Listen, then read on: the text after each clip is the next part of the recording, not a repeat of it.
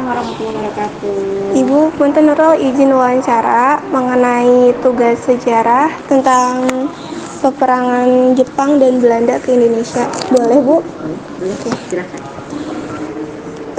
Ibu punten, menurut Ibu mana yang lebih baik antara Romusa atau Rodi? Kalau saya ditanya mana yang lebih baik, nggak ada yang baik ya. Namanya penjajahan nggak ada yang baik. Ya. Jadi kalau ditanya mana yang lebih baik, nggak ada.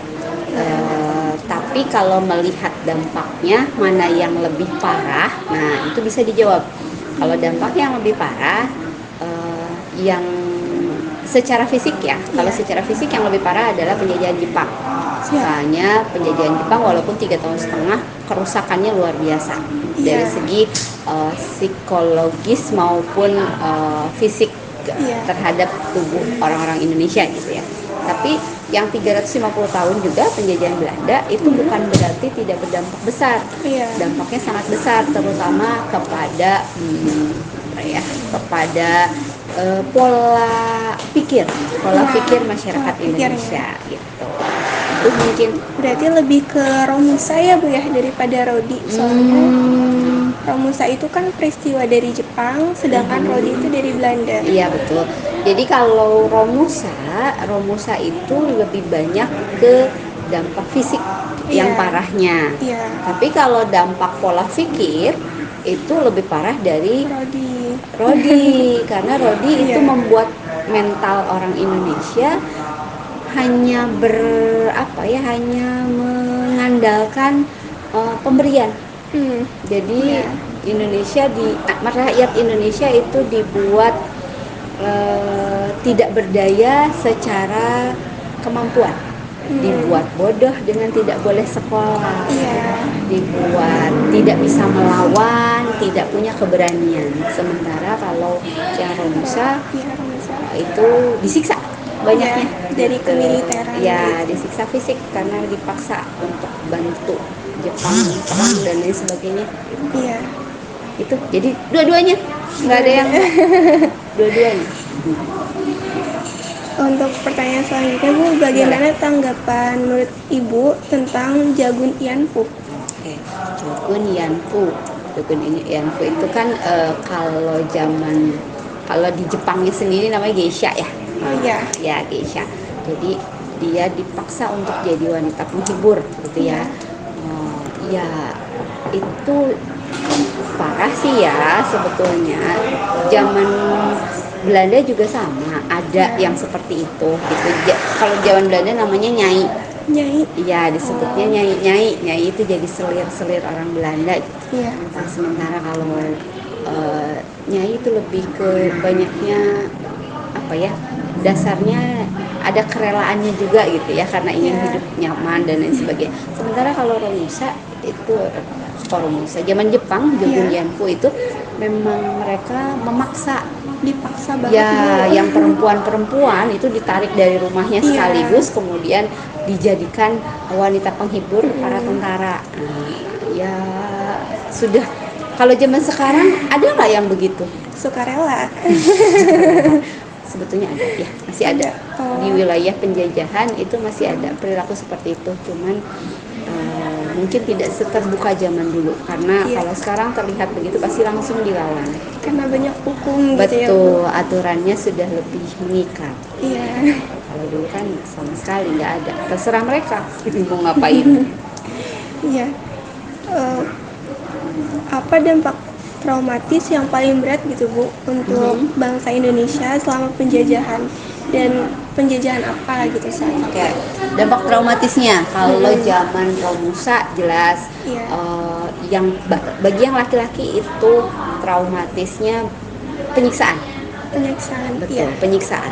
Mereka disiksa. Romusa itu kan kerjanya disiksa, bukan hanya jam kerjanya tapi juga memang sambil dipecut lah dan lain sebagainya. Siksaan fisiknya betul-betul sadis gitu. Sementara untuk yang perempuan ya itu tadi banyak kejadian dijadikan Jagun Ianfu, kemudian mereka sudah tidak dianggap manusia lagi, harus dipaksa melayani hasrat seksual para tentara dan lain sebagainya. Tentu traumanya pasti. Pasti. Kemudian untuk yang Belanda juga traumatisnya ada pasti. Ada. Karena cuman lebih halus mungkin ya. Iya. Tidak pada personal saat itu, tapi lebih ke turun temurunnya kalau yang Belanda, karena berlangsungnya lama, seolah-olah karena kayak mereka tuh baik, membantu segala macam, padahal itu iya, itu ya traumanya lebih ke situ. Siap, Bu.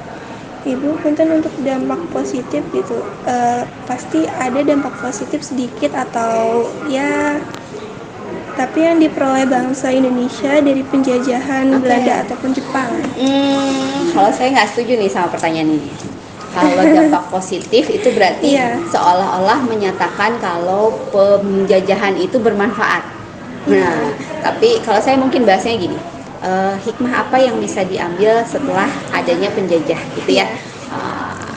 Ada beberapa seperti misalkan peninggalan penjajahan Belanda, ada Anyar Panarukan, jalan-jalan yang dibuat zaman Dendles itu ya. Kemudian ada ini termasuk salah satunya Bendungan Jatiluhur. Ya, itu kan zaman penjajahan. Itu dibangunnya lama sekali, dipaksa itu dengan Rodi juga sebetulnya gitu. Itu dibangun dan kita bisa mengelola itu sampai sekarang gitu. Itu mungkin yang masih bisa dimanfaatkan gitu. Kemudian zaman Jepang mungkin hikmah yang bisa diambil dari banyak yang selamat ketika zaman penjajahan Jepang dan merasakan zaman penjajahan Jepang itu melihat komitmennya orang-orang Jepang. Orang Jepang itu punya semangat juang yang luar biasa. Itu juga yang diikuti oleh sebagian dari militer zaman perjuangan orang Indonesia dulu gitu menuju kemerdekaan gitu. Itu dari Jepang ya, mungkin yang bisa diambil hikmahnya gitu. Mengenal ada yang namanya kita harus maju banget gitu, pantang menyerah demi negara. Kecintaan terhadap tanah air itu juga bisa terlihat dari zaman pas Jepang itu gitu, mengikuti mereka. Itu paling. Iya, Bu. Untuk pertanyaan selanjutnya, menurut Ibu bagaimana dampak perang dunia, terutama pada negara yang dijajah Indonesia aja gitu, Bu? Untuk Indonesia. Dampak perang dunia. Perang dunia kedua berarti ya pas zamannya Jepang menduduki Indonesia. Ketika Jepang ada di Indonesia, berdasarkan sejarah gitu kan ya, terjadi pemboman Hiroshima dan Nagasaki. Nah, kalau untuk Indonesia bisa diambil keuntungannya justru ketika Jepang ada di Indonesia, kemudian ternyata Hiroshima dan Nagasaki itu dibom oleh pihak Barat gitu ya. Pihak Barat, jadi Jepang goyah. Jepang goyah. Pada saat Jepang goyah itu Indonesia memanfaatkan untuk memperoleh kemerdekaan kembali gitu. Diselipin. Betul. Jadi mumpung di sana ada yang serang, berarti kan yang di Indonesia sendiri petinggi-petinggi Jepangnya banyak yang ditarik. Karena harus mengurusi di sana dan harus fokus dengan peperangan di Perang Dunia gitu ya, menyelamatkan negaranya gitu istilahnya. Karena lagi lemah juga. Betul, sehingga kan kondisinya Jepang menjadi lemah dan Indonesia harus bisa memanfaatkan itu dan alhamdulillah akhirnya berhasil. Jepang ditarik mundur pasukannya, itu kan ya salah satunya dari hikmah ada Perang Dunia Kedua. Tapi ya bukan berarti perang itu bagus ya. Nggak ada perang yang bagus, Bu. Sama kayak tadi, penjajahan itu tidak ada dampak positifnya. Nggak ada perang bagus. Ya, itu mungkin ya Neng ya. Iya, itu aja Bu pertanyaannya. Makasih atas waktunya. Udah cukup? Iya, udah cukup. Alhamdulillah.